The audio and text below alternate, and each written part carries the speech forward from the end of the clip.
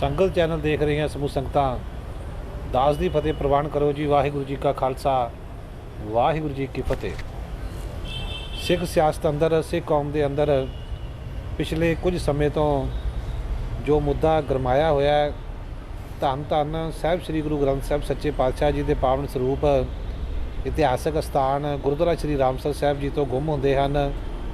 श्रोमणी गुरुद्वारा प्रबंधक कमेटी वालों यह दावा किया जाता है आरंभता समय 4 तो 5 स्वरूप और बाद में 267 स्वरूप की गल की जाती है। और मानयोग जथेदार श्री अकाल तख्त साहब ज्ञानी हरप्रीत सिंह जी उन्होंने वालों इस सारे मामले को मुख रखते हुए कमेटी का गठन किया जाता है। और कमेटी की जो जाँच होंदी है, सारी रिपोर्ट सामने आती है, तो उस इन्हों वालों जो दावा किया जा रहा है कि 328 स्वरूप सन जो कि रिकॉर्ड विचों गुम हुए हैं। अज ये मुद्दा सिख सियासत अंदर बहुत गरमाया होया है। और कल श्रोमणी गुरुद्वारा प्रबंधक कमेटी वालों इस मामले की जाँच उपरंत जो सारी जाँच की गई है और इस अंदर जो दोषी पाए गए हैं उन्होंने अंदर मुलाजमान ते ज़्यादा जो गाज डिगी है, उच्च अफसरों तक भी इसकी जो मार पई है।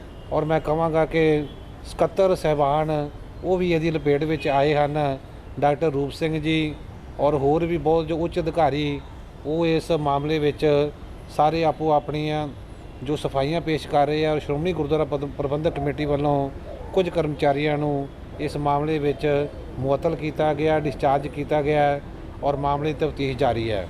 अज साडे नाल इस मामले ते गलबात करने वास्ते स्टूडियो में हाज़र हैं पहरेदार अखबार के जिला इंचार्ज सरदार चरणजीत सिंह जी।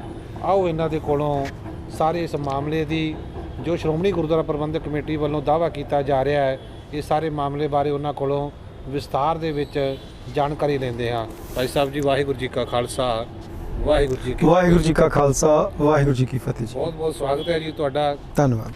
और जो मामला आप जी दे सारा ध्यान में ही है कि श्रोमणी गुरुद्वारा प्रबंधक कमेटी वालों पावन स्वरूप जो गुम होंदे है और इस दी जांच अज जो एडवोकेट ईश्वर सिंह उन्हां दे अगवाई में जो कमेटी का गठन किया गया सी उहदी रिपोर्ट आई है। और उसकी जो गाज है श्रोमणी कमेटी के उच्च अधिकारियों तो लैके थल्लड़े मुलाजमां तक सारिਆਂ ते पई है। विस्तार के नाल जो आप जी दे संगतां दे नाल जानकारी साझी करो जी। उर्दू का एक शेर है जी कि मेरे मुल्क की सियासत का हाल मत पूछ, तवायफ गिरी हुई है तमाशबीनों के बीच। साडी बदकिस्मती है कि असी अपने गुरु नूं भी सुरक्षित नहीं रख सके। साडी बदकिस्मती है, साडी कौम दे एक दुखांत किया जा सकता है कि अज श्री गुरु ग्रंथ साहब भी किते सुरक्षित नहीं है। जिम्मेवार कौन है? असी सारे ही जिम्मेवार बन जाने हैं। कल श्रोमणी गुरुद्वारा प्रबंधक कमेटी की अंतरिम कमेटी दे विच जो फैसले लाए गए, मैं उन्होंने दे बारे च कोई गल नहीं तुहाडे नाल करांगा। मैं सिर्फ ये गल कहांगा, ये मामला भाई गोबिंद सिंह लोंगोवाल दे भी ध्यान विच सी। ठीक है जी। और 2018 तो उन्होंने पता सीगा कि यह घटना वापर चुकी हुई है। पावन स्वरूप जो है अज तो 2 साल पहले उन्होंने ध्यान में सी कि ये स्वरूप गुम होए है, रिकॉर्ड में नहीं है, रिकॉर्ड विच नहीं लभ रहे। 267 स्वरूपों की गल चली सी।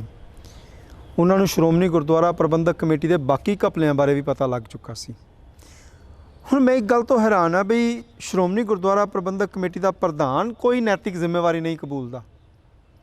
डॉक्टर रूप सिंह सीधे तौर पर दोषी नहीं है, वो चीफ सैकटरी है। चीफ सैकटरी का काम लैजना चैक करना नहीं है। चीफ सैकटरी का काम जाके उत्थे मौके के उत्ते ये देखना नहीं है कि किहड़ा समान घट है किहड़ा वध है, कागज़ है स्याही है कि नहीं। चीफ सैकटरी का काम नहीं, एक पूरा डिपार्टमेंट बनया और डिपार्टमेंट सारा काम कर रहा है। अज रूप सिंह नैतिकता के आधार पर अस्तीफा दे दिंदा है, प्रधान क्यों नहीं दिंदा? मेरे को दस्तावेज मौजूद ने। श्रोमणी गुरुद्वारा प्रबंधक कमेटी के प्रधान साहब भाई गोबिंद सिंह जी लोंगोवाल नूं एक चार्टर्ड अकाउंटेंट हरपाल सिंह ने जिहड़े कि श्रोमणी गुरुद्वारा प्रबंधक कमेटी वास्ते काम करते सी, ठीक है, उन्होंने 11/7/18 नूं लोंगोवाल साहब नूं एक चिट्ठी लिख के जानकारी दी सी। सारे मामले तो जाणू करवाया, पूरे मामले तो जाणू करवाया सी। और उन्होंने दस्सिया सीगा कि तुहाडा एक असिस्टेंट सैकटरी फाइनांस जिहड़ा हैगा जिन्होंने तुसीं कल सस्पेंड कीता, ਉਹ ਅਸਿਸਟੈਂਟ ਸੈਕਟਰੀ ਫਾਈਨਾਂਸ ਕਿਸੇ ਦੇ ਨਾਲ ਗੱਲ ਕਰਨ ਨੂੰ ਤਿਆਰ ਨਹੀਂ ਹੈ ਤੁਹਾਡੀਆਂ ਆਡਿਟ ਰਿਪੋਰਟਾਂ ਨੂੰ ਲੈ ਕੇ। ਉਹਦੇ ਕੋਲ ਜਦੋਂ ਜਾਂਦੇ ਹਾਂ ਉਹ ਕਹਿੰਦਾ ਜੀ ਪ੍ਰਧਾਨ ਸਾਹਿਬ ਦੇ ਹੁਕਮ ਮੁਤਾਬਕ ਕਿਸੇ ਨੂੰ ਵੀ ਆਡਿਟ ਰਿਪੋਰਟ ਨਹੀਂ ਦਿੱਤੀ ਜਾ ਸਕਦੀ। ਕਿਉਂ? ਐ ਨਹੀਂ ਲੱਗਦਾ ਜਿਵੇਂ ਕਿ ਪੂਰਾ ਇੱਕ ਡਰਾਮਾ ਸਿਰਜਿਆ ਗਿਆ ਹੋਇਆ। ਪ੍ਰੀ ਪਲਾਨ ਇਹ ਸਾਰਾ ਕੁਝ ਇਸ ਤਰ੍ਹਾਂ ਹੈਗਾ ਜਿਵੇਂ ਪ੍ਰੀ ਪਲਾਨਡ ਹੈਗਾ ਵਾ, ਇੱਕ ਸਾਰਾ ਡਰਾਮਾ ਸਿਰਜਿਆ ਹੋਇਆ ਜਿਹਦੇ ਵਿੱਚ ਤੁਸੀਂ ਆਪੇ ਹੀ ਪਾਤਰ ਸਿਰਜਦੇ ਹੋ, ਆਪੇ ਹੀ ਉਹਨਾਂ ਪਾਤਰਾਂ ਨੂੰ ਬਣਾਉਂਦੇ ਹੋ, ਆਪੇ ਉਹਨਾਂ ਪਾਤਰਾਂ ਨੂੰ ਖਤਮ ਕਰ ਦਿੰਦੇ ਹੋ। ਤੁਸੀਂ ਕਹਿੰਦੇ ਹੋ ਕਿ ਜੀ ਇਸ ਮਾਮਲੇ ਦੇ ਵਿੱਚ ਇਹ ਬੰਦੇ ਦੋਸ਼ੀ ਨੇ। ਮਨਜੀਤ ਸਿੰਘ ਧਰਮ ਪ੍ਰਚਾਰ ਦਾ ਸੈਕਟਰੀ ਦੋਸ਼ੀ ਹੈ, ਇਹਨੂੰ ਸਸਪੈਂਡ ਕਰ ਦਿਓ। ਗੁਰਬਚਨ ਸਿੰਘ ਇੰਚਾਰਜ ਪ੍ਰੈਸ ਦੋਸ਼ੀ ਹੈ, ਇਹਨੂੰ ਡਿਸਮਿਸ ਕਰ ਦਿਓ। ਉਹ ਤਾਂ ਰਿਟਾਇਰ ਹੋ ਚੁੱਕਾ ਪਿਛਲੇ ਮਹੀਨੇ, ਉਹਨੂੰ ਤੁਸੀਂ ਕਿਸ ਆਧਾਰ ਦੇ ਤੋਂ ਡਿਸਮਿਸ ਕਰ ਰਹੇ ਹੋ? ਰਿਟਾਇਰ ਬੰਦੇ ਨੂੰ ਥੋੜ੍ਹਾ ਡਿਸਮਿਸ ਕਰੋਗੇ। ਉਹਨੂੰ ਤੁਸੀਂ ਰਿਟਾਇਰ ਉਹਦੀ ਉਮਰ ਦੀ ਹੱਦ ਲੰਘ ਚੁੱਕੀ ਹੈ, ਤਾਂ ਉਹਨੇ ਆਪਣੀ ਰਿਟਾਇਰਮੈਂਟ ਦੀ ਜਿਸ ਦਿਨ ਰਿਟਾਇਰ ਹੋਣਾ ਸੀਗਾ ਤੁਸੀਂ ਉਹਨੂੰ ਇੱਕ ਆਰਡਰ ਦੇ ਦਿੰਦੇ ਹੋ ਸ਼ਾਮ ਨੂੰ 4:30 ਵਜੇ ਕਿ ਅਗਲੇ ਹੁਕਮਾਂ ਤੱਕ ਤੁਸੀਂ ਕੰਮ ਕਰਦੇ ਹੋ, ਅੱਜ ਕਹਿੰਦੇ ਹੋ ਡਿਸਮਿਸ। ਐਦਾਂ ਨਹੀਂ ਹੁੰਦਾ। ਇੱਕ ਜਿਹੜਾ ਮੈਂ ਤੁਹਾਨੂੰ ਜਿੱਦਾਂ ਦੱਸਿਆ ਕਿ ਪਾਤਰ ਸਾਰੇ ਤਿਆਰ ਸੀ, ਉਹਨਾਂ ਪਾਤਰਾਂ ਨੂੰ ਸਿਰਜ ਕੇ ਤੇ ਇਹ ਸਾਰਾ ਕੁਝ ਕੀਤਾ ਗਿਆ। ਜੀ ਵੀਰ ਜੀ। ਔਰ ਜੋ ਇਸ ਬਰਗਾੜੀ ਕਾਂਡ ਜਾਂ ਪਾਵਨ ਸਰੂਪਾਂ ਦੀ ਬੇਅਦਬੀ ਹੋਈ ਹੈ ਪਿਛਲੇ ਸਮੇਂ ਦੌਰਾਨ, ਕਿਤੇ ਨਾ ਕਿਤੇ ਇਹ ਗੱਲ ਸਾਹਮਣੇ ਆਉਂਦੀ ਹੈ ਕਿ ਸ਼੍ਰੋਮਣੀ ਗੁਰਦੁਆਰਾ ਪ੍ਰਬੰਧਕ ਕਮੇਟੀ ਦੇ ਆਉਣ ਵਾਲੇ ਸਮੇਂ ਅੰਦਰ ਇੱਕ ਤਰ੍ਹਾਂ ਨਾਲ ਇਹ ਮਸਲਾ ਬੜਾ ਗੁੰਝਲਦਾਰ ਬਣਦਾ ਜਾ ਰਿਹਾ। ਔਰ ਇਸ ਥੋੜ੍ਹੀ ਕੀਤਿਆਂ ਇਸ ਦਾ ਸ਼੍ਰੋਮਣੀ ਕਮੇਟੀ ਦੇ ਨਾਲ ਵਾਹ ਵਾਸਤਾ ਛੁੱਟਣ ਵਾਲਾ ਨਹੀਂ ਹੈ ਔਰ ਇਸ ਨੂੰ ਜਵਾਬਦੇਹੀ ਜੋ ਹੈ ਪ੍ਰਧਾਨਤਾ ਕੇ ਦੇਣੀ ਬਣਦੀ ਹੈ। ਇਸ ਬਾਰੇ ਕੀ ਕਹਿਣਾ ਚਾਹੋਗੇ? ਦੇਖੋ, ਮੈਂ ਇੱਕ ਗੱਲ ਕਹਿਣੀ ਚਾਹੁੰਦਾ ਕਿ 100 ਸਾਲ ਦੀ ਇੱਕ ਸੰਸਥਾ ਨੂੰ SS ਕੋਹਲੀ ਦੇ ਇੱਕ ਛੋਟੀ ਜਿੰਨੀ ਅਣਗਹਿਲੀ ਨੇ ਸਮੁੱਚੇ ਖਾਲਸਾ ਪੰਥ ਦੀਆਂ ਨਜ਼ਰਾਂ ਦੇ ਵਿੱਚ ਜ਼ੀਰੋ ਕਰਕੇ ਰੱਖ ਦਿੱਤਾ ਹੈ। ਅੱਜ ਸਮੁੱਚਾ ਖਾਲਸਾ ਪੰਥ ਇਸ ਸੰਸਥਾ ਦੇ ਕੰਮਕਾਜ ਦੇ ਉੱਤੇ ਜਿਹੜਾ ਹੈਗਾ ਸਵਾਲ ਕਰ ਰਿਹਾ ਹੈਗਾ।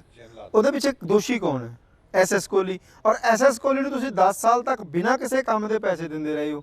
ਤੁਹਾਡੇ ਦਫ਼ਤਰਾਂ ਵਿੱਚ ਹਰੀਸਿਆਈ ਦੀ ਦਹਿਸ਼ਤ ਸੀ। ਤੁਹਾਡੇ ਦਫ਼ਤਰਾਂ ਦੇ ਅਧਿਕਾਰੀ ਹਰੀਸਿਆਈ ਵਾਲਿਆਂ ਦੇ ਦਸਤਖਤਾਂ ਤੋਂ ਡਰਦੇ ਸੀ, ਹਰੀਸਿਆਈ ਵਾਲਿਆਂ ਦੇ ਇਤਰਾਜ਼ ਤੋਂ ਡਰਦੇ ਸੀ। ਇੱਥੋਂ ਤੱਕ ਮੈਂ ਤੁਹਾਨੂੰ ਦੱਸਦਾ ਵਾਂ ਕਿ ਸ਼੍ਰੋਮਣੀ ਗੁਰਦੁਆਰਾ ਪ੍ਰਬੰਧਕ ਕਮੇਟੀ ਦੇ ਸਾਬਕਾ ਪ੍ਰਧਾਨ ਜਥੇਦਾਰ ਅਵਤਾਰ ਸਿੰਘ ਮੱਕੜ ਦੇ ਜਿਹੜੇ ਪਾਸ ਕੀਤੇ ਹੋਏ ਬਿੱਲ ਜਿਹੜੇ ਸੀਗੇ ਉਹ ਹਰੀਸਿਆਈ ਵਾਲੇ ਰੋਕ ਦਿੰਦੇ ਸੀ। ਉਹਨਾਂ ਦੀ ਕਿੰਨੀ ਕੁ ਉਹਨਾਂ ਦੀ ਦਹਿਸ਼ਤ ਹੋਏਗੀ। ਇੰਨੀ ਪਾਵਰ ਦਿੱਤੀ ਉਹਨਾਂ ਨੂੰ ਤੁਸੀਂ ਤੇ ਅੱਜ ਉਹਨਾਂ ਤੇ ਸਵਾਲੀਆ ਅੱਜ ਤੁਸੀਂ ਕਹਿੰਦੇ ਪਏ ਹੋ ਕਿ ਜਿਹੜਾ ਸਾਡਾ ਸਾਬਕਾ ਚੀਫ ਸੈਕਟਰੀ ਹਰਚਰਨ ਸਿੰਘ ਸੀਗਾ ਉਹਦੇ ਤੇ ਵੀ ਕਾਨੂੰਨੀ ਕਾਰਵਾਈ ਕੀਤੀ ਜਾਣੀ ਚਾਹੀਦੀ ਹੈ। 19 ਜਿਹੜਾ ਹੈਗਾ ਵੈ ਜੁਲਾਈ ਨੂੰ ਇਹ ਘਟਨਾ ਵਾਪਰਦੀ ਪਈ ਹੈ। ਹਰਚਰਨ ਸਿੰਘ 26 ਜੁਲਾਈ ਨੂੰ ਜੁਆਇਨ ਕਰਦਾ ਪਿਆ। ਹੁਣ ਦੱਸੋ ਹਰਚਰਨ ਸਿੰਘ ਕਿੱਦਾਂ ਦੋਸ਼ੀ ਹੈ? ਇਹ ਇੱਕ ਗੋਂਗਲੋਂ ਤੋਂ ਮਿੱਟੀ ਝਾੜਨਾ, ਆਈ ਵਾਸ਼ ਜਿਹਨੂੰ ਆਪਾਂ ਕਹਿੰਦੇ ਆ, ਇਹ ਆਈ ਵਾਸ਼ ਕੀਤਾ ਗਿਆ। ਇਹ ਰਿਪੋਰਟ ਜਥੇਦਾਰ ਸਾਹਿਬ ਨੇ ਜਿਹੜੀ ਰਿਪੋਰਟ ਭੇਜੀ ਹੈ ਉਸ ਰਿਪੋਰਟ ਨੂੰ ਪਹਿਲਾਂ ਚੰਡੀਗੜ੍ਹ ਖੰਗਾਲਿਆ ਜਾਂਦਾ। ਉਸ ਤੋਂ ਬਾਅਦ ਤੁਸੀਂ ਸਵੇਰੇ 11 ਵਜੇ ਮੀਟਿੰਗ ਦਾ ਟਾਈਮ ਰੱਖਦੇ ਹੋ, ਸ਼ਾਮ 4 ਵਜੇ ਮੀਟਿੰਗ ਕਰਦੇ ਹੋ।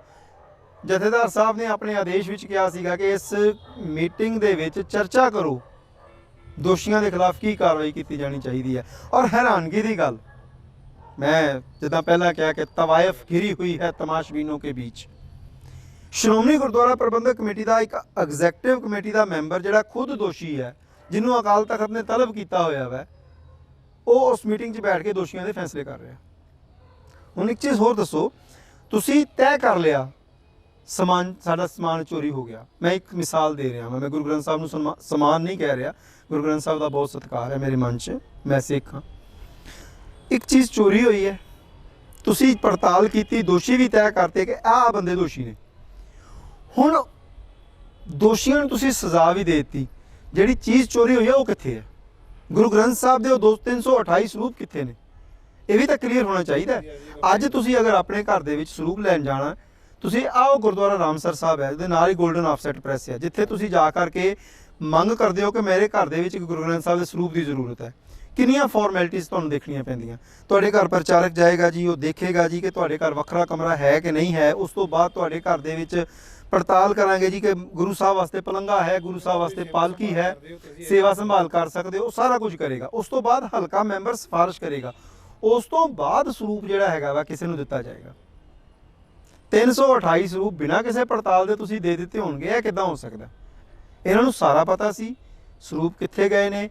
ਇਹ ਗੱਲ ਦੱਬੀ ਹੋਈ ਸੀ, ਦੱਬੀ ਰਹਿਣ ਦੇਣਾ ਚਾਹੁੰਦੇ ਸੀਗੇ, ਔਰ ਇਹ ਉਹਦਾ ਨਤੀਜਾ ਸਾਡੇ ਸਾਹਮਣੇ ਆ ਜਾਇਆ। ਜਿਵੇਂ ਤੁਸੀਂ ਗੱਲ ਕੀਤੀ ਹੈ ਕਿ ਜਦੋਂ ਇਸ ਦੀ ਰਿਪੋਰਟ ਜਥੇਦਾਰ ਸ਼੍ਰੀ ਅਕਾਲ ਤਖਤ ਸਾਹਿਬ ਉਹਨਾਂ ਵੱਲੋਂ ਗਠਿਤ ਕੀਤੀ ਗਈ ਜੋ ਕਮੇਟੀ ਹੈ ਐਡਵੋਕੇਟ ਈਸ਼ਰ ਸਿੰਘ ਜੀ ਉਹਨਾਂ ਵੱਲੋਂ ਜੋ ਇਹ ਰਿਪੋਰਟ ਸ਼੍ਰੋਮਣੀ ਗੁਰਦੁਆਰਾ ਪ੍ਰਬੰਧਕ ਕਮੇਟੀ ਨੂੰ ਜਾਂ ਕਹੀਏ ਕਿ ਜਥੇਦਾਰ ਸਾਹਿਬਾਨ ਨੂੰ ਦਿੱਤੀ ਗਈ ਹੈ, ਤਾਂ ਉਸ ਦੇ ਪਹਿਲਾਂ ਚੰਡੀਗੜ੍ਹ ਉਸ ਨੂੰ ਖੰਗਾਲਿਆ ਗਿਆ। ਤਾਂ ਕਿਤੇ ਨਾ ਕਿਤੇ ਸਵਾਲ ਉੱਠਦਾ ਹੈ ਕਿ ਕਿਸੇ ਰਿਪੋਰਟ ਦੀ ਨਿਰਪੱਖਤਾ ਤੇ ਵੀ ਸਵਾਲੀਆ ਚਿੰਨ੍ਹ ਆਉਂਦੀ ਹੈ, ਜਾਂ ਇਹਦੇ ਵਿੱਚ ਕੋਈ ਪੋਲੀਟੀਕਲ ਇੰਟਰਫੇਅਰ ਹੋ ਸਕਦਾ ਹੈ। ਇਹ ਪਿਕ ਐਂਡ ਚੂਜ਼ ਸੀ। ਇਹ ਬੰਦਾ ਸਾਡਾ ਕਹਿਣਾ ਨਹੀਂ ਮੰਨਦਾ, ਇਹਨੂੰ ਬਾਹਰ ਕੱਢ ਦਿਓ। ਇਹ ਬੰਦਾ ਸਾਡੀ ਗੱਲ ਨਹੀਂ ਸੁਣਦਾ, ਇਹਨੂੰ ਬਾਹਰ ਕੱਢ ਦਿਓ। ਇਹ ਬੰਦਾ ਸਾਡੇ ਕਹਿਣੇ 'ਚ ਨਹੀਂ ਹੈ, ਇਹਨੂੰ ਵੀ ਪਾਸੇ ਕਰੋ। ਇਹ ਪਿਕ ਐਂਡ ਚੂਜ਼ ਸੀਗਾ। ਉਸ ਵੇਲੇ ਉੱਥੇ ਪਿਕ ਐਂਡ ਚੂਜ਼ ਦੀ ਗੱਲ ਚੱਲੀ ਹੈ ਕਿ ਇਹ ਬੰਦੇ ਸਾਡੀ ਗੱਲ ਮੰਨਣ ਨੂੰ ਤਿਆਰ ਨਹੀਂ ਹੈਗੇ, ਇਹ ਬੰਦੇ ਸਾਡੀ ਗੱਲ ਸੁਣਨ ਨੂੰ ਤਿਆਰ ਨਹੀਂ, ਇਹਨਾਂ ਨੂੰ ਅਸੀਂ ਕਿਉਂ ਰੱਖਿਆ ਹੋਇਆ ਵਾ, ਕਿਉਂ ਅਸੀਂ ਤਨਖਾਹਾਂ ਦੇ ਰਹੇ ਹਾਂ। ਹੁਣ ਦੇਖੋ, ਇੱਕ ਗੱਲ ਨੂੰ ਮੰਨ ਕੇ ਚੱਲੋ, ਸ਼੍ਰੋਮਣੀ ਗੁਰਦੁਆਰਾ ਪ੍ਰਬੰਧਕ ਕਮੇਟੀ ਦਾ ਗਠਨ ਸਾਡੀਆਂ ਸੰਸਥਾਵਾਂ ਨੂੰ ਬਚਾਉਣ ਵਾਸਤੇ ਸੀ। ਗੁਰਦੁਆਰਾ ਸੰਸਥਾ, ਲੰਗਰ ਸੰਸਥਾ, ਅਕਾਲ ਤਖਤ ਆਪਣੇ ਆਪ ਵਿੱਚ ਇੱਕ ਸੰਸਥਾ ਆ, ਪੰਜ ਪਿਆਰੇ ਸੰਸਥਾ ਆ।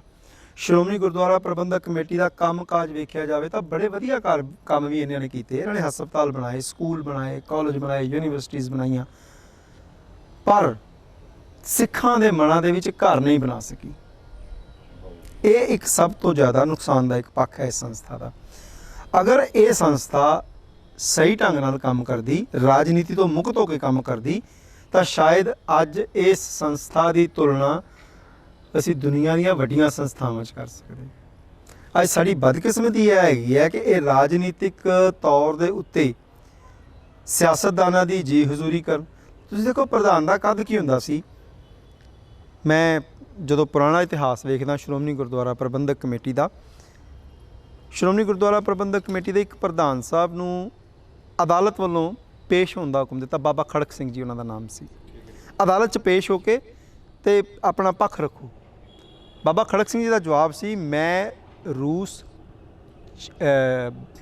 ਬਰਤਾਨੀਆ, ਅਮਰੀਕਾ ਵਰਗੀਆਂ ਦੇਸ਼ਾਂ ਦੇ ਰਾਸ਼ਟਰਪਤੀਆਂ ਦੇ ਬਰਾਬਰ ਹਾਂ। ਮੈਂ ਕਿਸੇ ਅਦਾਲਤ 'ਚ ਨਹੀਂ ਜਾਣਾ। ਜੇ ਅਦਾਲਤ ਨੇ ਮੈਨੂੰ ਕੋਈ ਪੁੱਛਣਾ, ਇੱਥੇ ਆ ਕੇ ਪੁੱਛੇ। ਸ਼੍ਰੋਮਣੀ ਕਮੇਟੀ ਦੇ ਪ੍ਰਧਾਨ ਦਾ ਇੱਕ ਕੱਦ ਹੁੰਦਾ ਸੀ, ਇੱਕ ਰੁਤਬਾ ਸੀ, ਉਹਦਾ ਕੱਦ ਹੁੰਦਾ ਸੀ ਕਿ ਉਹ ਮੁੱਖ ਮੰਤਰੀ ਤੋਂ ਪਹਿਲਾਂ, ਅਕਾਲੀ ਦਲ ਦੇ ਪ੍ਰਧਾਨ ਤੋਂ ਪਹਿਲਾਂ ਹੁੰਦਾ ਸੀ। ਅੱਜ ਸਾਡੀ ਬਦਕਿਸਮਤੀ ਇਹ ਬਣ ਚੁੱਕੀ ਹੈ ਕਿ ਸ਼੍ਰੋਮਣੀ ਕਮੇਟੀ ਦੇ ਪ੍ਰਧਾਨ ਦਾ ਕੱਦ ਕਿੱਡਾ ਬੌਣਾ ਹੋ ਚੁੱਕਾ ਹੈ। ਉਹ ਅਕਾਲੀ ਦਲ ਦੇ ਕਿਸੇ ਛੋਟੇ ਲੀਡਰ ਨੂੰ ਵੀ ਓਨਾ ਹੀ ਮਾਣ ਦਿੰਦਾ ਜਿੰਨਾ ਕਿ ਪ੍ਰਧਾਨ ਨੂੰ ਮਾਣ ਦਿੰਦਾ। ਇੱਦਾਂ ਨਹੀਂ ਹੋਣਾ ਚਾਹੀਦਾ। ਪ੍ਰਧਾਨ ਦਾ ਆਪਣਾ ਇੱਕ ਸਟੇਟਸ ਹੋਣਾ ਚਾਹੀਦਾ। ਹਰ ਬੰਦਾ ਪ੍ਰਧਾਨ ਨੂੰ ਉਂਗਲ ਨਾ ਕਰ ਸਕੇ। ਸਟੇਟਸ ਤੇ ਹੈ ਜੀ, ਪਰ ਸਟੇਟਸ ਨੂੰ ਉਸ ਨੂੰ ਬਰਕਰਾਰ ਰੱਖਣਾ ਵੀ ਬਹੁਤ ਵੱਡੀ ਚੁਣੌਤੀ ਹੁੰਦੀ ਹੈ, ਔਰ ਉਸ ਅਹੁਦੇ ਦੀ ਜੋ ਮਾਣ ਮਰਿਆਦਾ ਆ ਉਸ ਨੂੰ ਜੋ ਬਰਕਰਾਰ ਰੱਖਣਾ, ਉਹਦੇ ਵਿੱਚ ਮੈਂ ਸਮਝਦਾ ਕਿ ਕਿਤੇ ਨਾ ਕਿਤੇ ਖਾਮੀਆਂ ਹਨ। ਮੈਂ ਸਮਝਦਾ ਕਿ ਜਥੇਦਾਰ ਗੁਰਚਰਨ ਸਿੰਘ ਟੌੜਾ ਤੋਂ ਬਾਅਦ ਬੀਬੀ ਜਗੀਰ ਕੌਰ ਤੇ ਉਸ ਤੋਂ ਬਾਅਦ ਸ਼੍ਰੋਮਣੀ ਕਮੇਟੀ ਕੋਲ ਕੋਈ ਐਡੇ ਵੱਡੇ ਕੱਦ ਬੁੱਤ ਦਾ ਪ੍ਰਧਾਨ ਨਹੀਂ ਆਇਆ ਜਿਹੜਾ ਅਕਾਲੀ ਦਲ ਦੇ ਪ੍ਰਧਾਨ ਦੀਆਂ ਅੱਖਾਂ 'ਚ ਅੱਖਾਂ ਪਾ ਕੇ ਗੱਲ ਕਰ ਸਕੇ। ਇਹ ਇੱਕ ਸਾਡੀ ਤਰਾਸਦੀ ਹੈ। ਜਿਸ ਤਰ੍ਹਾਂ ਦੀ ਇਹ ਰਿਪੋਰਟ ਆਈ ਹੈ ਔਰ ਇਹਦੇ ਵਿੱਚ ਮੁਲਾਜ਼ਮਾਂ ਦੇ ਔਰ ਉੱਚ ਅਧਿਕਾਰੀਆਂ ਦੇ ਨਾਮ ਆਏ ਨੇ, ਔਰ ਕਈਆਂ ਨੂੰ ਡਿਸਮਿਸ, ਜਿਵੇਂ ਆਪ ਜੀ ਨੇ ਦੱਸਿਆ ਕਿ ਡਿਸਮਿਸ ਕੀਤਾ ਗਿਆ, ਕਈਆਂ ਨੂੰ ਵਿਭਾਗੀ ਕਾਰਵਾਈ ਦੀ ਜੋ ਆਹਣ ਕੀਤਾ ਗਿਆ। ਪਰ ਕਿਤੇ ਨਾ ਕਿਤੇ ਇਹਦੇ ਵਿੱਚ ਜੋ ਮੈਂਬਰ ਸਾਹਿਬਾਨ ਹਨ ਸ਼੍ਰੋਮਣੀ ਗੁਰਦੁਆਰਾ ਪ੍ਰਬੰਧਕ ਕਮੇਟੀ ਦੇ, ਜਾਂ ਪ੍ਰਧਾਨ ਸਾਹਿਬ ਨੇ, ਜਾਂ ਇਹਨਾਂ ਦਾ ਵਿੱਚ ਵੀ ਕੋਈ ਰੋਲ ਹੋਣਾ ਬਣਦਾ ਹੈ, ਜਾਂ ਇਹਨਾਂ ਦੀ ਵੀ ਕੋਈ ਜ਼ਿੰਮੇਵਾਰੀ ਬਣਦੀ ਹੈ। ਵੀਰ ਜੀ, ਮੈਂ ਇੱਕ ਪੁਰਾਣੀ ਘਟਨਾ ਤੁਹਾਨੂੰ ਦੱਸਣੀ ਚਾਹੁੰਦਾ। ਜਦੋਂ ਡੇਰਾ ਸਰਸਾ ਦੇ ਮੁਖੀ ਨੂੰ ਸ਼੍ਰੋਮਣੀ ਗੁਰਦੁਆਰਾ ਪ੍ਰਬੰਧਕ ਕਮੇਟੀ ਦੇ ਜਰਨਲ ਹਾਊਸ ਦੇ ਵਿੱਚ ਅਕਾਲ ਤਖਤ ਸਾਹਿਬ ਦੇ ਫੈਸਲੇ ਦੀ ਰਿਪੋਰਟ ਦੇ ਉੱਤੇ ਤਸਦੀਕ ਕੀਤੀ ਗਈ ਸੀ, ਮੈਂ ਸਮਝਦਾ ਕਿ ਮੇਰੀ ਹੋਸ਼ ਵਿੱਚ ਪਹਿਲਾ ਮਾਮਲਾ ਸੀ ਜਿਹਦੀ ਜਰਨਲ ਹਾਊਸ ਨੇ ਤਸਦੀਕ ਕੀਤੀ ਸੀ। ਵੈਸੇ ਬਣਦਾ ਤਾਂ ਇਹੀ ਸੀਗਾ। ਖੈਰ, ਜਥੇਦਾਰ ਸਾਹਿਬ ਨੇ ਕਿਹਾ ਜੀ ਕਿ ਡੇਰਾ ਸਰਸਾ ਦੇ ਮੁਖੀ ਨੂੰ ਮਾफ़ ਕਰ ਦਿੱਤਾ ਜਾਂਦਾ ਹੈ। ਪੰਜ ਸਿੰਘ ਸਾਹਿਬਾਨ ਦੀ ਮੀਟਿੰਗ 'ਚ ਹੋਈ ਸੀ ਇਹ ਗੱਲ। ਪੰਥ ਨੇ ਵਿਰੋਧ ਕੀਤਾ। ਸ਼੍ਰੋਮਣੀ ਕਮੇਟੀ ਨੇ ਆਪਣੇ ਜਰਨਲ ਹਾਊਸ ਨੂੰ ਬੁਲਾ ਕੇ ਉਸ ਫੈਸਲੇ ਦੀ ਤਾਈਦ ਕੀਤੀ ਕਿ ਇਹ ਫੈਸਲਾ ਬਿਲਕੁਲ ਠੀਕ ਹੈ। 95 ਲੱਖ ਰੁਪਏ ਦੇ ਇਸ਼ਤਿਹਾਰ ਦਿੱਤੇ ਗੁਰੂ ਦੀ ਗੋਲਕ ਵਿੱਚੋਂ। ਅੱਜ ਵੀ ਉਹ ਖੁਸ਼ੀ ਹੋ ਰਿਹਾ। ਗੁਰੂ ਦੀ ਗੋਲਕ ਵਿੱਚੋਂ 328 ਸਰੂਪ, ਉਹਨਾਂ ਦੀ ਭੇਟਾ ਛੱਡ ਦਿਓ, ਕਿੰਨੀ ਹੈ ਕੀ ਹੈ ਉਹ ਬਾਅਦ ਦੀਆਂ ਗੱਲਾਂ। 328 ਸਰੂਪ ਗਾਇਬ ਹੋਏ ਨੇ। ਜਥੇਦਾਰ ਦਾ ਆਦੇਸ਼ ਹੈ, ਤੁਸੀਂ ਕਾਰਵਾਈ ਕੀ ਕੀਤੀ ਹੈ? ਤੁਸੀਂ ਦੇਖੋ, ਮੈਂ ਜਿਸ ਦਿਨ ਇਹ ਫੈਸਲਾ ਆਇਆ ਸੀ ਮੈਂ ਉਸ ਦਿਨ ਵੀ ਕਿਹਾ ਸੀਗਾ ਕਿ ਜਥੇਦਾਰ ਸਾਹਿਬ ਨੇ ਫੈਸਲਾ ਤਾਂ ਬਹੁਤ ਵਧੀਆ ਦਿੱਤਾ, ਪਰ ਉਸ ਫੈਸਲੇ ਵਿੱਚ ਕੁਝ ਕਨਫਿਊਜ਼ਨ ਹੈ। ਸਰਦਾਰ ਰਜਿੰਦਰ ਸਿੰਘ ਜੀ ਮਹਿਤਾ, ਮੈਂਬਰ ਸ਼੍ਰੋਮਣੀ ਗੁਰਦੁਆਰਾ ਪ੍ਰਬੰਧਕ ਕਮੇਟੀ, ਇਸ ਵੇਲੇ ਸੀਨੀਅਰ ਮੀਤ ਪ੍ਰਧਾਨ ਨੇ। ਜਿਸ ਵਕਤ ਇਹ ਸਰੂਪ ਅਗਨ ਭੇਟ ਹੋਣ ਦੀ ਘਟਨਾ ਵਾਪਰਦੀ ਹੈ ਜਾਂ ਲਾਪਤਾ ਹੋਣ ਦੀ ਘਟਨਾ ਵਾਪਰਦੀ, ਮਹਿਤਾ ਸਾਹਿਬ ਦੇ ਨੋਟਿਸ 'ਚ ਸੀ ਸਾਰਾ ਕੁਝ। ਕੱਲ੍ਹ ਦੀ ਮੀਟਿੰਗ 'ਚੋਂ ਬੈਠ ਕੇ ਫੈਸਲਾ ਲੈ ਰਹੇ ਨੇ। ਹੁਣ ਤੁਸੀਂ ਇਸ ਫੈਸਲੇ ਦੀ ਪਾਰਦਰਸ਼ਤਾ ਦਾ ਅੰਦਾਜ਼ਾ ਇੱਥੋਂ ਹੀ ਲਾ ਲਓ ਕਿ ਕਿੱਥੇ ਹੋਏਗਾ। ਮੈਂ ਇਹ ਗੱਲ ਕਹਿਣੀ ਚਾਹੁੰਦਾ ਕਿ ਮੈਂ ਅਧਿਕਾਰੀਆਂ ਨੂੰ ਬਚਾਉਣ ਦੀ ਗੱਲ ਨਹੀਂ ਕਰ ਰਿਹਾ। ਜਿਹਦੀ ਜ਼ਿੰਮੇਵਾਰੀ ਹੈ ਉਹਨੂੰ ਸਖਤ ਤੋਂ ਸਖਤ ਤੇ ਮਿਆਰੀ ਸਜ਼ਾ ਦਿੱਤੀ ਜਾਣੀ ਚਾਹੀਦੀ ਤਾਂ ਕਿ ਭਵਿੱਖ ਵਿੱਚ ਅਜਿਹਾ ਹੋ ਹੀ ਨਾ ਸਕੇ। ਭਾਈ ਸਾਹਿਬ ਜੀ, ਇਹਦੇ ਵਿੱਚ ਇੱਕ ਹੋਰ ਸਵਾਲੀਆ ਚਿੰਨ੍ਹ ਉੱਠਦਾ ਹੈ ਕਿ ਜੇ ਆਪਾਂ ਗੁਰੂ ਸਾਹਿਬ ਦੇ ਪਾਵਨ ਸਰੂਪਾਂ ਦੀ ਬੇਅਦਬੀ ਜਾਂ ਗੁੰਮ ਹੋਣ ਦੀ ਇਹ ਘਟਨਾ ਵਾਪਰੀ ਹੈ ਤਾਂ ਜਿਨ੍ਹਾਂ ਨੇ ਇਹ ਸ਼ਰਮਨਾਕ ਕਾਰਾ ਕੀਤਾ ਜਾਂ ਜਿਨ੍ਹਾਂ ਦੀ ਇਹ ਸਾਰੀ ਰਹਿਨੁਮਾਈ ਕਹਿ ਲਈਏ ਜਾਂ ਜਿਨ੍ਹਾਂ ਨੂੰ ਸਾਰਾ ਇਹ ਪਤਾ ਸੀ ਕਿ ਇਹ ਕੁਝ ਹੋ ਰਿਹਾ ਹੈ ਤੇ ਇੰਨੀ ਦੇਰ ਤੱਕ ਜਾਂਚ ਹੋਣ ਤੱਕ ਉਹ ਕੀ ਉਡੀਕਦੇ ਰਹੇ ਕਿ ਇਸ ਨੂੰ ਆਪਾਂ ਕੱਲ੍ਹ ਨੂੰ ਜੋ ਫੈਸਲਾ ਆਏਗਾ ਜਾਂ ਸਾਡੀ ਆਪਣੀ ਜੋ ਜ਼ਮੀਰ ਹੈ ਉਹ ਆਵਾਜ਼ ਨਹੀਂ ਦਿੰਦੀ ਕਿ ਮੈਂ ਪਾਵਨ ਸਰੂਪ ਗੁਰੂ ਸਾਹਿਬ ਨੇ ਪਰਮਾਤਮਾ ਦਾ ਰੂਪ ਸਤਿਗੁਰਾਂ ਨੇ ਸਾਨੂੰ ਇਹਨਾਂ ਦੇ ਲੜ ਲਾਇਆ ਔਰ ਸਾਨੂੰ ਆਪਣੀ ਇਸ ਜ਼ਿੰਮੇਵਾਰੀ ਤੋਂ ਪਿੱਛੇ ਹਟਣ ਨੂੰ ਕਿਸ ਤਰ੍ਹਾਂ ਸਾਡਾ ਮਨ ਮੰਨਿਆ ਕਿ ਸਾਡੀ ਜ਼ਮੀਰ ਨੇ ਆਵਾਜ਼ ਨਹੀਂ ਦਿੱਤੀ ਕਿ ਮੇਰੇ ਕਾਰਜਕਾਲ ਦੌਰਾਨ ਜਾਂ ਮੇਰੀ ਡਿਊਟੀ ਦੌਰਾਨ ਇੰਨਾ ਵੱਡਾ ਇਹ ਸਤਿਗੁਰਾਂ ਦੀ ਬੇਅਦਬੀ ਹੋਈ ਹੈ ਜਾਂ ਪਾਵਨ ਸਰੂਪ ਗੁੰਮ ਹੋਏ ਹੈ ਤਾਂ ਮੈਂ ਆਪਣੇ ਆਪ ਆ ਕੇ ਸੰਗਤ ਦੇ ਸਾਹਮਣੇ ਆਪਣੀ ਇਹ ਜੋ ਹੈ ਗਲਤੀ ਮੰਨਾਂ ਜਾਂ ਸਾਰੀ ਸੱਚਾਈ ਆ ਉਹ ਸੰਗਤ ਸਾਹਮਣੇ ਬਿਆਨ ਕਰਾਂ। ਵੀਰ ਜੀ, ਮੈਂ ਜਿੱਦਾਂ ਤੁਹਾਨੂੰ ਪਹਿਲਾਂ ਦੱਸਿਆ ਵਾ ਕਿ ਜਦੋਂ ਰਾਜਨੀਤਿਕ ਸਾਡੇ ਧਾਰਮਿਕ ਫੈਸਲੇ ਲੈਣ ਲੱਗ ਪੈਣਗੇ ਨਾ ਉਦੋਂ ਇਹ ਸਭ ਕੁਝ ਹੁੰਦਾ। ਜਦੋਂ ਤੁਹਾਨੂੰ ਪਤਾ ਆ ਕਿ ਇਹ ਘਟਨਾ ਵਾਪਰੀ ਹੈ, ਜਦੋਂ ਤੁਹਾਨੂੰ ਪਤਾ ਕਿ ਇਹ ਸਭ ਕੁਝ ਹੋਇਆ, ਜਦੋਂ ਤੁਹਾਨੂੰ ਪਤਾ ਕਿ ਇਸ ਤਰ੍ਹਾਂ ਕਸੂਰਵਾਰ ਲੋਕ ਜਿਹੜੇ ਸੀਗੇ ਉਹਨਾਂ ਨੇ ਇਹ ਕੰਮ ਕੀਤਾ, ਤੁਸੀਂ ਉਹਨਾਂ ਦੇ ਖਿਲਾਫ ਕੋਈ ਐਕਸ਼ਨ ਕਿਉਂ ਨਹੀਂ ਲਿਆ? ਜਿਸ ਦਿਨ ਇੱਕ ਸਰੂਪ ਦਾ ਵੀ ਰੌਲਾ ਪੈਂਦਾ, ਬਰਗਾੜੀ ਵਿੱਚ ਇੱਕ ਸਰੂਪ ਦੀ ਬੇਅਦਬੀ ਸੀਗੀ, ਸਮੁੱਚਾ ਪੰਥ ਜਿਹੜਾ ਸੀਗਾ ਉਹ ਬਰਗਾੜੀ ਬੈਠ ਗਿਆ ਸੀ ਜਾ ਕੇ। ਅੱਜ 328 ਸਰੂਪਾਂ ਦੀ ਗੱਲ ਹੈ, ਇਹਨੂੰ ਦਬਾਉਣ ਦੀ ਕੋਸ਼ਿਸ਼ ਕੀਤੀ ਗਈ ਆ। ਡੇਢ ਮਹੀਨਾ ਪਹਿਲਾਂ ਇਹੋ ਹੀ ਸ਼੍ਰੋਮਣੀ ਗੁਰਦੁਆਰਾ ਪ੍ਰਬੰਧਕ ਕਮੇਟੀ ਦੇ ਸੀਨੀਅਰ ਮੀਤ ਪ੍ਰਧਾਨ ਸਾਹਿਬ ਪ੍ਰੈਸ ਕਾਨਫਰੰਸ ਕਰਕੇ ਕਹਿੰਦੇ ਜੀ ਕਵਲਜੀਤ ਸਿੰਘ ਝੂਠ ਬੋਲਦਾ ਹੈ, ਉਹ ਮੰਨ ਗਿਆ ਸੀ ਪੈਸੇ ਦੇਣ ਨੂੰ ਤਿਆਰ ਹਾਂ। ਇਹ ਕੋਈ ਸਵਾਲ ਨਹੀਂ ਸੀ ਹੈਗਾ, ਪੈਸੇ ਦੇਣ ਨੂੰ ਤਿਆਰ ਦਾ ਕੋਈ ਮਤਲਬ ਨਹੀਂ ਹੈਗਾ। ਅੱਜ ਕਵਲਜੀਤ ਨੇ ਤੁਹਾਨੂੰ 5 ਲੱਖ ਕੁਝ ਹਜ਼ਾਰ ਰੁਪਏ ਦੇਣ ਦਾ ਆਫਰ ਕੀਤੀ ਤੇ ਤੁਸੀਂ ਬੇਅਦਬੀ ਨੂੰ ਭੁੱਲ ਜਾਣਾ ਸੀ। ਕੱਲ ਨੂੰ ਕੋਈ ਹੋਰ ਡੇਰੇਦਾਰ ਉੱਠ ਕੇ ਕਹਿੰਦਾ ਜੀ ਆਹ ਲਓ 10 ਲੱਖ ਰੁਪਈਆ ਤੇ ਮੈਂ ਇੰਨੇ ਸਰੂਪ ਦੀ ਬੇਅਦਬੀ ਕਰਨ ਲੱਗਾ, ਅਸੀਂ ਇਹਨੂੰ ਰੋਕ ਸਕਦੇ ਨਹੀਂ। ਇੱਕ ਨਵੀਂ ਮਿਸਾਲ ਬਣਾਉਣ ਲੱਗੇ ਸੀ। ਇਹ ਤਾਂ ਚਲੋ ਪਰਮਾਤਮਾ ਦਾ ਸ਼ੁਕਰ ਹੈ ਕਿ ਕਵਲਜੀਤ ਸਿੰਘ ਨੇ ਥਾਣੇ ਜਾ ਕੇ ਰਿਪੋਰਟ ਦੇ ਦਿੱਤੀ ਤੇ ਕੰਪਲੇਂਟ ਦੇ ਵਿੱਚ ਬਹੁਤ ਕੁਝ ਸਾਹਮਣੇ ਆਇਆ। ਮੈਂ ਸਮਝਦਾ ਕਿ ਇਹ ਸਾਰਾ ਕੁਝ ਜਿਹੜਾ ਹੈਗਾ ਵੈ ਸਿਆਸਤ ਧਰਮ ਦੇ ਉੱਤੇ ਭਾਰੂ ਹੋ ਚੁੱਕੀ ਹੈ, ਬਹੁਤ ਜ਼ਿਆਦਾ ਭਾਰੂ ਹੋ ਚੁੱਕੀ ਹੈ। ਪਹਿਲੀ ਵਾਰ ਹੈ ਕਿ ਅਕਾਲ ਤਖਤ ਨੇ ਨਿਧੜਕ ਹੋ ਕੇ ਫੈਸਲਾ ਲਿਆ। ਘੱਟੋ ਘੱਟ ਪਿਛਲੇ 1978 ਦੇ ਵਿੱਚ ਜਥੇਦਾਰ ਸਾਹਿਬ ਦਾ ਫੈਸਲਾ ਸੀਗਾ ਜਦ ਨਿਰੰਕਾਰੀਆਂ ਨੂੰ ਪੰਥ 'ਚ ਛੇਕਣ ਦਾ ਸੀਗਾ। ਉਸ ਤੋਂ ਬਾਅਦ ਇਹ ਦੂਜਾ ਫੈਸਲਾ ਅਕਾਲ ਤਖਤ ਵੱਲੋਂ ਜਿਹੜਾ ਦ੍ਰਿੜਤਾ ਤੇ ਦਲੇਰੀ ਨਾਲ ਲਿਆ ਗਿਆ। ਬਹੁਤੇ ਜ਼ਿਆਦਾਤਰ ਫੈਸਲੇ ਜਿਹੜੇ ਸੀਗੇ ਉਹ ਸਿਆਸਤ ਦੇ ਵਿੱਚ ਕਿਤੇ ਨਾ ਕਿਤੇ ਹੁੰਦੀ ਸੀ।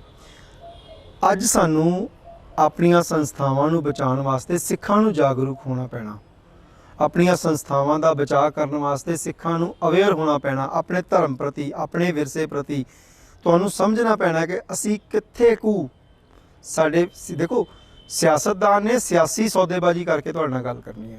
ਅੱਜ ਸਿਆਸੀ ਸੌਦੇਬਾਜ਼ੀ ਛੱਡ ਕੇ ਧਰਮ ਵਾਲੇ ਸਿਆਸੀ ਮੁਫਾਦ ਜਿਹੜੇ ਆ ਉਹਨਾਂ ਦੇ ਤੁਸੀਂ ਦੇਖੋ ਕਿ ਜਦੋਂ ਦਾ ਸਾਡਾ ਸਿਆਸੀ ਸਾਂਝ ਪਈ ਹੈ ਅਕਾਲੀ ਦਲ ਦੀ ਇੱਕ ਰਾਜਨੀਤਿਕ ਪਾਰਟੀ ਦੇ ਨਾਲ, ਸਿੱਖ ਧਰਮ ਦੇ ਨਾਲ ਸੰਬੰਧਿਤ 66 ਡਾਇਰੈਕਟ ਗੁੰਮ ਕਰ ਦਿੱਤੇ ਗਏ ਨੇ।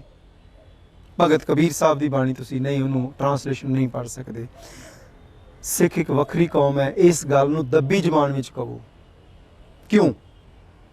ਤੁਸੀਂ ਮੰਨੋ ਕਿ ਸਿੱਖ ਇੱਕ ਵੱਖਰੀ ਕੌਮ ਹੈ, ਤੁਸੀਂ ਮੰਨੋ ਕਿ ਅਸੀਂ ਕਿਸੇ ਧਰਮ ਦਾ ਹਿੱਸਾ ਨਹੀਂ, ਅਸੀਂ ਆਪਣੇ ਸਿਆਸੀ ਲਾਭਾਂ ਨੂੰ ਲੈ ਕੇ ਚੱਲ ਰਹੇ ਹਾਂ। ਜਿਹੜੇ ਆਪਣੇ ਧਾਰਮਿਕ ਹਿੱਤ ਨੇ ਉਹਨਾਂ ਨੂੰ ਪਾਸੇ ਕਰ ਦਿੱਤਾ ਔਰ ਇਹਦਾ ਸਾਨੂੰ ਨੁਕਸਾਨ ਪਹੁੰਚਣਾ ਸੀ। ਇਹ ਗੁਰੂ ਗ੍ਰੰਥ ਸਾਹਿਬ ਦੀ ਬੇਅਦਬੀ ਉਸੇ ਇੱਕ ਕੜੀ ਦਾ ਹਿੱਸਾ ਹੈ ਜੀ। ਕਿ ਸਾਡੀਆਂ ਜੋ ਸਿਆਸੀ ਜੋ ਸਾਡੇ ਵਿਵਾਦ ਨੇ ਉਹ ਸਾਡੇ ਧਾਰਮਿਕ ਜਿਹੜੇ ਹਿੱਤ ਨੇ ਉਹਨਾਂ ਤੇ ਅੱਗੇ ਆਉਂਦੇ ਆ, ਉਹਨਾਂ ਦੇ ਭਾਰੂ ਹੁੰਦੇ ਆ, ਹਾਵੀ ਹੁੰਦੇ ਆ, ਇਸ ਕਰਕੇ ਇਹਦਾ ਸਭ ਕੁਝ ਵਾਪਰਦਾ। ਔਰ ਕਿਤੇ ਨਾ ਕਿਤੇ ਸ਼੍ਰੋਮਣੀ ਅਕਾਲੀ ਦਲ, ਜਿਵੇਂ ਕਿ ਆਪ ਜੀ ਨੇ ਜ਼ਿਕਰ ਕੀਤਾ ਹੈ ਕਿ ਸ਼੍ਰੋਮਣੀ ਅਕਾਲੀ ਦਲ ਵੱਲੋਂ ਇੱਕ ਸਿਆਸੀ ਪਾਰਟੀ ਦੇ ਨਾਲ ਸਾਂਝ ਔਰ ਉਹਦੇ ਵੱਲੋਂ ਪਰਦੇ ਪਿੱਛੋਂ ਇੱਕ ਤਰ੍ਹਾਂ ਨਾਲ ਇਸ ਨੂੰ ਡਾਇਰੈਕਟ ਕਰਨਾ ਜਾਂ ਆਪਣੇ ਅਨੁਸਾਰ ਆਪਣੇ ਹਿੱਤਾਂ ਲਈ ਵਰਤਣਾ, ਇਹ ਵੀ ਜਿਹੜਾ ਸ਼੍ਰੋਮਣੀ ਕਮੇਟੀ ਦੇ ਅੱਜ ਦੇ ਜੋ ਹਾਲਾਤ ਬਣੇ ਉਹ ਵੀ ਇਸੇ ਦਾ ਰਿਜ਼ਲਟ ਨੇ ਕਿ ਜਿਵੇਂ ਕਿ ਅੱਜ ਦੇ ਆਪਾਂ ਨੂੰ ਦੇਖਣਾ ਪੈ ਰਿਹਾ ਜਾਂ ਸਿੱਖ ਕੌਮ ਵਾਸਤੇ ਇੱਕ ਨਿਰਾਸ਼ਾਜਨਕ, ਇੱਕ ਨਮੋਸ਼ੀਜਨਕ ਜੋ ਹੈ ਸਮਾਂ ਬਣਿਆ ਕਿ ਪਾਵਨ ਗੁਰੂ ਗ੍ਰੰਥ ਸਾਹਿਬ ਸੱਚੇ ਪਾਤਸ਼ਾਹ ਉਹ ਵੀ ਅੱਜ ਆਪਾਂ ਸਿੱਖ ਕੌਮ ਜੇ ਉਹ ਉਹਨਾਂ ਨੂੰ ਸੁਰੱਖਿਅਤ ਨਹੀਂ ਸਾਂਭ ਸਕੀ। ਇਹ ਬਦਕਿਸਮਤੀ ਹੈ ਜੀ ਕੌਮ ਦੀ। ਜਿਸ ਤਰ੍ਹਾਂ ਮੈਂ ਗੱਲ ਕਹਿਣਾ ਚਾਹੁੰਦਾ ਕਿ ਸਾਨੂੰ ਕੁਝ ਵਿਸ਼ਿਆਂ ਦੇ ਉੱਤੇ, ਜਿਸ ਤਰ੍ਹਾਂ ਕਾਮਨ ਮਿਨੀਮਮ ਪ੍ਰੋਗਰਾਮ ਹੈ ਨਾ, ਕੁਝ ਵਿਸ਼ਿਆਂ ਤੇ ਸਾਨੂੰ ਬਿਲਕੁਲ ਕਾਮਨ ਮਿਨੀਮਮ ਪ੍ਰੋਗਰਾਮ ਬਣਾ ਲੈਣਾ ਚਾਹੀਦਾ ਹੈ। ਇਹਨਾਂ ਗੱਲਾਂ ਤੋਂ ਇਲਾਵਾ ਸਿੱਖ ਇੱਕ ਵੱਖਰੀ ਕੌਮ ਹੈ, ਅੰਮ੍ਰਿਤ, ਗੁਰੂ ਗ੍ਰੰਥ ਸਾਹਿਬ ਸਾਡੇ ਧਾਰਮਿਕ ਸਰੋਤ, ਇਹਨਾਂ ਤੇ ਦ੍ਰਿੜਤਾ ਨਾਲ ਪਹਿਰਾ ਦਿਓ। ਬਾਕੀ ਸਾਡਾ ਕਿਸੇ ਨਾਲ ਕੋਈ ਮਤਲਬ ਨਹੀਂ। ਰਾਜਨੀਤਿਕ ਜੋ ਮਰਜ਼ੀ ਕਰਦੇ ਰਹਿਣ, ਸਾਡਾ ਕੋਈ ਮਤਲਬ ਨਹੀਂ ਹੈ। ਕੋਈ ਵਿਅਕਤੀ ਨੂੰ ਇਹ ਅਧਿਕਾਰ ਨਹੀਂ ਹੋਣਾ ਚਾਹੀਦਾ, ਚਾਹੇ ਉਹ ਵੱਡੇ ਤੋਂ ਵੱਡਾ, ਛੋਟੇ ਤੋਂ ਛੋਟਾ ਹੈ, ਕਿ ਸਾਡੀ ਆਇਡੈਂਟੀਟੀ ਨੂੰ ਚੈਲੰਜ ਕਰ ਸਕੇ, ਕੋਈ ਸਾਡੇ ਗੁਰੂ ਗ੍ਰੰਥ ਸਾਹਿਬ ਦੀ ਬੇਅਦਬੀ ਕਰ ਸਕੇ, ਕੋਈ ਸਾਡੇ ਗੁਰੂ ਗ੍ਰੰਥ ਸਾਹਿਬ ਦੇ ਬਾਰੇ ਉਂਗਲ ਕਰ ਸਕੇ। ਸਾਨੂੰ ਸਖਤੀ ਨਾਲ ਫੈਸਲੇ ਲੈਣੇ ਪੈਣੇ ਆ। ਇਹ ਜਿਹੜੇ ਹੁੰਦੇ ਨਾ ਮਿੱਠੇ ਮਿੱਠੇ ਜੇ ਹਲਕੀਆਂ ਗੱਲਾਂ ਲਗਾਉਣੀਆਂ, ਉਹ ਨੁਕਸਾਨਦੇਹ ਨੇ। ਭਾਈ ਸਾਹਿਬ ਜੀ, ਪਿਛਲੇ ਸਮੇਂ ਦੌਰਾਨ ਜੋ ਸ੍ਰੀ ਅਕਾਲ ਤਖਤ ਸਾਹਿਬ ਹੈ, ਸਿੱਖ ਕੌਮ ਵਾਸਤੇ ਬਹੁਤ ਹੀ ਇੱਕ ਸ਼ਰਧਾ ਦਾ, ਆਣ ਬਾਣ ਸ਼ਾਨ ਦਾ ਪ੍ਰਤੀਕ ਹੈ। ਔਰ ਹਮੇਸ਼ਾ ਹੀ ਸਿੱਖ ਕੌਮ ਇਸ ਤੋਂ ਜੋ ਹੈ ਸੇਧ ਲੈ ਕੇ ਚੱਲਦੀ ਆਈ ਹੈ।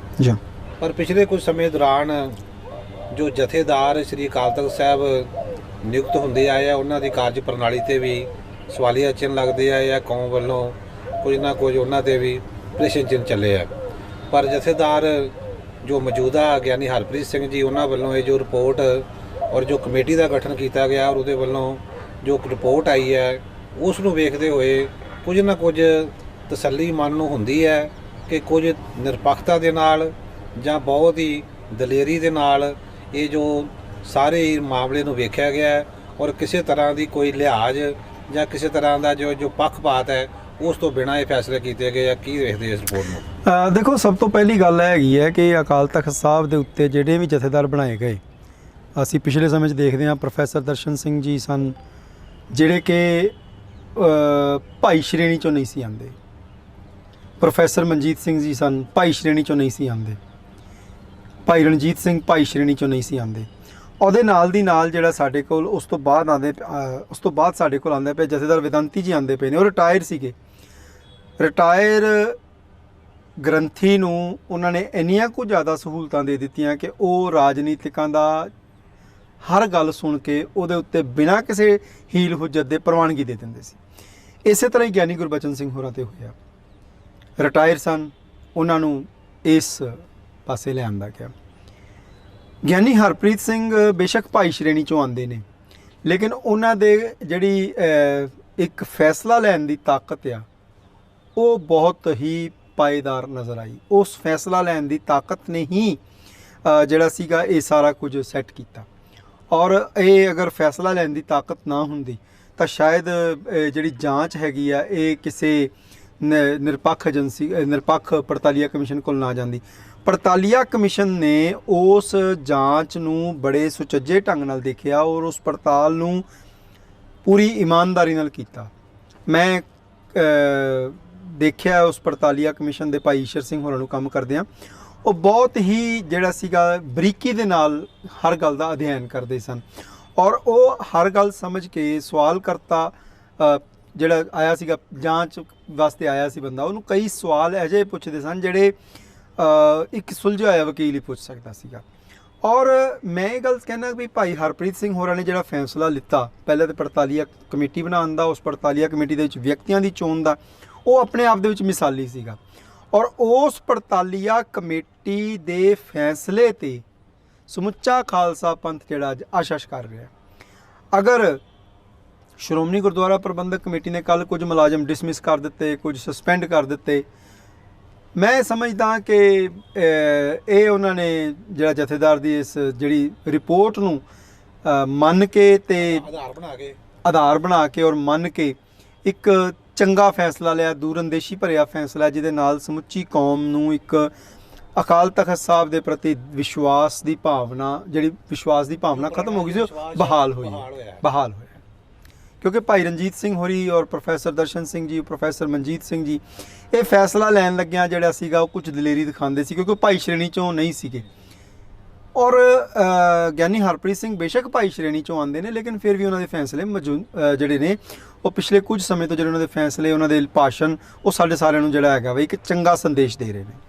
ਭਾਈ ਸਾਹਿਬ ਜੀ, ਅਖੀਰ ਵਿੱਚ ਇੱਕ ਸੰਖੇਪ ਵਿੱਚ ਆਪ ਜਾਣੋ ਕਿ ਜੋ ਆਉਣ ਵਾਲੇ ਸਮੇਂ ਅੰਦਰ ਜੋ ਇਹ ਰਿਪੋਰਟ ਸਾਹਮਣੇ ਆਈ ਹੈ, ਔਰ ਇਸ ਤੇ ਜੋ ਕਾਰਵਾਈ ਸ਼੍ਰੋਮਣੀ ਗੁਰਦੁਆਰਾ ਪ੍ਰਬੰਧਕ ਕਮੇਟੀ ਵੱਲੋਂ ਆਪਣੇ ਉੱਚ ਅਧਿਕਾਰੀਆਂ ਤੇ ਔਰ ਆਪਣੇ ਮੁਲਾਜ਼ਮਾਂ ਤੇ ਕੀਤੀ ਗਈ ਹੈ, ਆਉਣ ਵਾਲੇ ਸਮੇਂ ਅੰਦਰ ਇਸ ਤੇ ਕੋਈ ਹੋਰ ਵੀ ਸਟੈਪ ਚੁੱਕੇ ਜਾਣਗੇ ਜਾਂ ਆਉਣ ਵਾਲੇ ਸਮੇਂ ਅੰਦਰ ਕੁਝ ਇਹੋ ਜਿਹੀਆਂ ਮਿਸਾਲੀ ਜੋ ਹਨ ਕਾਰਵਾਈਆਂ ਕੀਤੀਆਂ ਜਾਣਗੀਆਂ ਕਿ ਅਗਾਂਹ ਤੋਂ ਸਿੱਖ ਕੌਮ ਅੰਦਰ ਐਸੀ ਨਮੋਸ਼ੀਜਨਕ ਜੋ ਹੈ ਸਥਿਤੀ ਨਾ ਬਣੇ ਜਾਂ ਸਿੱਖ ਕੌਮ ਨੂੰ ਅਜਿਹਾ ਸਮਾਂ ਨਾ ਵੇਖਣਾ ਪਵੇ। ਦੇਖੋ, ਸਭ ਤੋਂ ਪਹਿਲੀ ਗੱਲ ਤਾਂ ਇਹ ਹੈਗੀ ਹੈ ਕਿ ਇਹ ਜਿਹੜੀ ਰਿਪੋਰਟ ਆਈ ਹੈ ਇਹ 2016-2017 ਦੀ ਹੈ। 2017, 18, 18, 19, 19 ਵੀ ਇਹ ਰਿਪੋਰਟਾਂ ਹਾਲੇ ਆਉਣੀਆਂ ਬਾਕੀ ਨੇ। ਔਰ ਇਹਦੇ ਨਾਲ ਦੀ ਨਾਲ ਸ੍ਰੀ ਗੁਰੂ ਗ੍ਰੰਥ ਸਾਹਿਬ ਦੇ ਸਰੂਪਾਂ ਦੇ ਉੱਤੇ ਮੈਨੂੰ ਪਿਛਲੇ ਦਿਨਾਂ 'ਚ ਦਮਦਮੀ ਟਕਸਾਲ ਅਜਨਾਲਾ ਦੇ ਪ੍ਰਬੰਧਕ ਭਾਈ ਅਮਰੀਕ ਸਿੰਘ ਅਜਨਾਲਾ ਮਿਲੇ ਸਨ। ਉਹਨਾਂ ਨੇ ਕਿਹਾ ਸੀ ਸਾਨੂੰ 50 ਸਾਲ ਤੱਕ ਸਰੂਪ ਛਾਪਣੇ ਹੀ ਬੰਦ ਕਰ ਦੇਣੇ ਚਾਹੀਦੇ ਆ ਤਾਂ ਕਿ ਬੇਅਦਬੀ ਦੀਆਂ ਘਟਨਾਵਾਂ ਹੀ ਨਾ ਵਾਪਰ ਸਕਣ, ਲੋਕੀ ਸੰਭਾਲਣ। ਤੁਸੀਂ ਦੇਖੋ ਕਿੱਡੀ ਹੈਰਾਨੀ ਦੀ ਗੱਲ ਹੈ, ਇੱਕ ਪਿੰਡ ਦੇ ਛੋਟੇ ਜਿਹੇ ਗੁਰਦੁਆਰੇ ਦੇ ਵਿੱਚ ਤੁਸੀਂ 5 ਤੋਂ 6 ਸਰੂਪ ਰੱਖੇ ਹੋਏ ਨੇ ਜਿਨ੍ਹਾਂ ਦਾ ਕੋਈ ਲੌਜਿਕ ਨਹੀਂ ਬਣਦਾ। ਉਸ ਤੋਂ ਬਾਅਦ ਇੱਕ ਪਿੰਡ ਵਿੱਚ 10-10 ਗੁਰਦੁਆਰੇ ਵੀ ਨੇ। ਸਹੀ ਗੱਲ ਹੈ। ਇਹਦਾ ਮਤਲਬ ਇੱਕ ਪਿੰਡ 'ਚ 60 ਸਰੂਪ ਹੋ ਗਏ। ਸ਼ਰਾਰਤੀ ਅਨਸਰ ਨੂੰ ਤਾਂ ਇੱਕ ਆਪਣੀ ਸ਼ਰਾਰਤ ਕਰਨ ਵਾਸਤੇ ਇੱਕ ਸਰੂਪ ਦੀ ਜ਼ਰੂਰਤ ਹੈ। ਸਾਨੂੰ ਸਰੂਪ ਛਾਪਣ 'ਤੇ ਪਾਬੰਦੀ ਲਗਾ ਦੇਣੀ ਚਾਹੀਦੀ ਹੈ। ਉਸ ਤੋਂ ਅੱਗੇ ਸਾਨੂੰ ਕੁਝ ਫੈਸਲੇ ਦ੍ਰਿੜਤਾ ਨਾਲ ਲੈਣੇ ਪੈਣਗੇ। ਇਹਨਾਂ ਮਾਮਲਿਆਂ 'ਤੇ ਅਸੀਂ ਕੋਈ ਕੰਪਰੋਮਾਈਜ਼ ਨਹੀਂ ਕਰਨਾ। ਉਹਦੇ ਵਿੱਚ ਜਿਹੜਾ ਗੁਰੂ ਗ੍ਰੰਥ ਸਾਹਿਬ, ਸਿੱਖ ਇੱਕ ਵੱਖਰੀ ਕੌਮ ਹੈ, ਸਾਡੇ ਸਿੱਖ ਇਤਿਹਾਸ ਦੇ ਮੂਲ ਸਰੋਤ, ਇਹੋ ਜਿਹੇ ਕੁਝ ਮੁੱਦੇ ਵਿਦਵਾਨ ਜਿਹੜੇ ਤੈਅ ਕਰ ਲੈਣਗੇ ਔਰ ਉਹਦੇ ਨਾਲ ਦੀ ਨਾਲ ਇਹ ਜਿਹੜਾ ਸਾਰਾ ਹੀ ਇੱਕ ਮਾਮਲਾ ਹੈਗਾ ਤੈਅ ਹੋ ਸਕਦਾ ਹੈ। ਕਿਤੇ ਨਾ ਕਿਤੇ ਸ਼੍ਰੋਮਣੀ ਗੁਰਦੁਆਰਾ ਪ੍ਰਬੰਧਕ ਕਮੇਟੀ ਵੱਲੋਂ ਆਪਣੀ ਜੋ ਪਿਛਲੀ ਕਾਰਜ ਪ੍ਰਣਾਲੀ ਹੈ ਉਸ ਤੋਂ ਲੀਹ ਤੋਂ ਹਟ ਕੇ ਥੋੜ੍ਹੇ ਫੈਸਲੇ ਲੈਣੇ ਪੈਣਗੇ ਜਾਂ ਆਉਣ ਵਾਲੇ ਸਮੇਂ ਅੰਦਰ ਅਜਿਹੀਆਂ ਨੀਤੀਆਂ ਬਣਾਉਣੀਆਂ ਪੈਣਗੀਆਂ ਕਿ ਉਹਨਾਂ ਦਾ ਸਿੱਖ ਕੌਮ ਦੇ ਅੰਦਰ ਦੁਬਾਰਾ ਉਹ ਵਿਸ਼ਵਾਸ ਬਹਾਲ ਹੋ ਸਕੇ। ਇਹ ਭਾਈ ਲੌਂਗੋਵਾਲ ਵਾਸਤੇ ਸੁਨਹਿਰੀ ਮੌਕਾ ਆ ਕਿ ਉਹ ਸ਼੍ਰੋਮਣੀ ਗੁਰਦੁਆਰਾ ਪ੍ਰਬੰਧਕ ਕਮੇਟੀ ਦੇ ਪ੍ਰਧਾਨ ਵਜੋਂ ਖਾਲਸਾ ਪੰਥ ਦੇ ਮਨਾਂ ਦੇ ਵਿੱਚ ਜਿਹੜਾ ਸ਼੍ਰੋਮਣੀ ਕਮੇਟੀ ਪ੍ਰਤੀ ਗੁੱਸਾ ਅਤੇ ਨਫ਼ਰਤ ਦੀ ਭਾਵਨਾ ਪੈਦਾ ਹੋਈ ਉਹਨੂੰ ਦੂਰ ਕਰਨ ਵਾਸਤੇ ਯਤਨ ਕਰਨ। ਉਹ ਅਧਿਕਾਰੀ ਜਿਹੜੇ ਕਿਸੇ ਸਿਆਸਤਦਾਨ ਦੀ ਸਿਫਾਰਿਸ਼ ਦੇ ਉੱਤੇ ਸ਼੍ਰੋਮਣੀ ਗੁਰਦੁਆਰਾ ਪ੍ਰਬੰਧਕ ਕਮੇਟੀ ਦੇ ਨਿਜ਼ਾਮ ਨੂੰ ਵਿਗਾੜ ਰਹੇ ਨੇ ਉਹਨਾਂ ਨੂੰ ਦੂਰ ਕਰ ਦੇਣ। ਸ਼੍ਰੋਮਣੀ ਗੁਰਦੁਆਰਾ ਪ੍ਰਬੰਧਕ ਕਮੇਟੀ ਵਿੱਚ ਯੋਗਤਾ ਦੇ ਆਧਾਰ ਦੇ ਉੱਤੇ ਕੰਮ ਹੋਣਾ ਚਾਹੀਦਾ, ਨਾ ਕਿ ਸਿਫਾਰਿਸ਼ ਦੇ ਆਧਾਰ ਦੇ ਉੱਤੇ। ਇਸ ਵੇਲੇ ਸਿਫਾਰਿਸ਼ ਭਾਰੂ ਹੈ। ਭਾਈ ਲੌਂਗੋਵਾਲ ਨੂੰ ਚਾਹੀਦਾ ਕਿ ਸਿਫਾਰਿਸ਼ੀਆਂ ਨੂੰ ਦੂਰ ਕਰਕੇ ਇੱਕ ਨਵੀਂ ਪਹਿਲ ਕਦਮੀ ਕਰਨ। ਸਾਹਿਬ ਦੇ ਸਰੂਪ ਜੋ 267 ਤੋਂ ਹੁੰਦੇ ਹੋਏ 328 ਸਰੂਪ ਹੋਏ ਨੇ, ਗੁੰਮ ਹੋਏ ਨੇ, ਉਹਨਾਂ ਬਾਰੇ ਵਿਸਤਾਰ ਦੇ ਨਾਲ ਜ਼ਿਲ੍ਹਾ ਇੰਚਾਰਜ ਪਹਿਰੇਦਾਰ ਅਖਬਾਰ ਸਰਦਾਰ ਚਰਨਜੀਤ ਸਿੰਘ ਜੀ ਉਹਨਾਂ ਦੇ ਨੇ ਆਪ ਜੀ ਦੇ ਨਾਲ ਜਾਣਕਾਰੀ ਸਾਂਝੀ ਕੀਤੀ। ਔਰ ਜਥੇਦਾਰ ਸ੍ਰੀ ਅਕਾਲ ਤਖਤ ਸਾਹਿਬ ਉਹਨਾਂ ਵੱਲੋਂ ਜੋ ਕਮੇਟੀ ਦਾ ਗਠਨ ਕੀਤਾ ਗਿਆ ਸੀ, ਈਸ਼ਰ ਸਿੰਘ ਐਡਵੋਕੇਟ ਉਹਨਾਂ ਦੀ ਅਗਵਾਈ ਵਿੱਚ 3 ਮੈਂਬਰੀ ਕਮੇਟੀ ਜਦੋਂ ਗਠਨ ਕੀਤਾ ਗਿਆ ਸੀ ਉਹਦੀ ਰਿਪੋਰਟ ਆਈ ਔਰ ਸ਼੍ਰੋਮਣੀ ਗੁਰਦੁਆਰਾ ਪ੍ਰਬੰਧਕ ਕਮੇਟੀ ਨੇ ਉਸ ਰਿਪੋਰਟ ਦੇ ਆਧਾਰ 'ਤੇ ਆਪਣੇ ਉੱਚ ਅਧਿਕਾਰੀਆਂ ਔਰ ਕਰਮਚਾਰੀਆਂ ਦੀ ਜੋ ਕਾਰਵਾਈ ਕੀਤੀ ਹੈ, ਕੁਝ ਨੂੰ ਡਿਸਮਿਸ ਕੀਤਾ ਹੈ, ਕੁਝ 'ਤੇ ਵਿਭਾਗੀ ਕਾਰਵਾਈ ਕਰਨ ਦਾ ਉਹਨਾਂ ਵੱਲੋਂ ਆਦੇਸ਼ ਕੀਤਾ ਗਿਆ ਹੈ। ਸਤਿਗੁਰ ਸੱਚੇ ਪਾਤਸ਼ਾਹ ਕਿਰਪਾ ਕਰਨ ਅਗਾਂਹ ਤੋਂ ਸਿੱਖ ਕੌਮ ਅਜਿਹੀ ਨਮੋਸ਼ੀਜਨਕ ਹਾਲਤ ਤੋਂ ਬਚਾ ਕੇ ਰੱਖਣ ਔਰ ਜੋ ਜਿਨ੍ਹਾਂ ਨੇ ਇਸ ਪਾਵਨ ਸਰੂਪ ਗੁੰਮ ਹੋਣ ਤੋਂ ਲੈ ਕੇ ਸਾਰੀਆਂ ਜੋ ਕਾਰਜ ਪ੍ਰਣਾਲੀ ਦੇ ਵਿੱਚ ਹਿੱਸੇਦਾਰ ਹਨ ਉਹਨਾਂ ਨੂੰ ਮਿਸਾਲੀ ਸਜ਼ਾ ਦੇ ਕੇ ਸ਼੍ਰੋਮਣੀ ਗੁਰਦੁਆਰਾ ਪ੍ਰਬੰਧਕ ਕਮੇਟੀ ਆਪਣਾ ਪੁਰਾਣਾ ਜੋ ਰੁਤਬਾ ਔਰ ਆਪਣਾ ਪੁਰਾਣਾ ਜੋ ਮੁਕਾਮ ਹੈ ਉਹ ਬਹਾਲ ਕਰ ਸਕੇ ਸਿੱਖ ਕੌਮ ਦੇ ਅੰਦਰ। ਇਹਨਾਂ ਸਤਰਾਂ ਦੇ ਨਾਲ ਆਪ ਜੀ ਦੇ ਕੋਲੋਂ ਇਜਾਜ਼ਤ ਚਾਹੁੰਦੇ ਹਾਂ। ਵਾਹਿਗੁਰੂ ਜੀ ਕਾ ਖਾਲਸਾ, ਵਾਹਿਗੁਰੂ ਜੀ ਕੀ ਫਤਿਹ।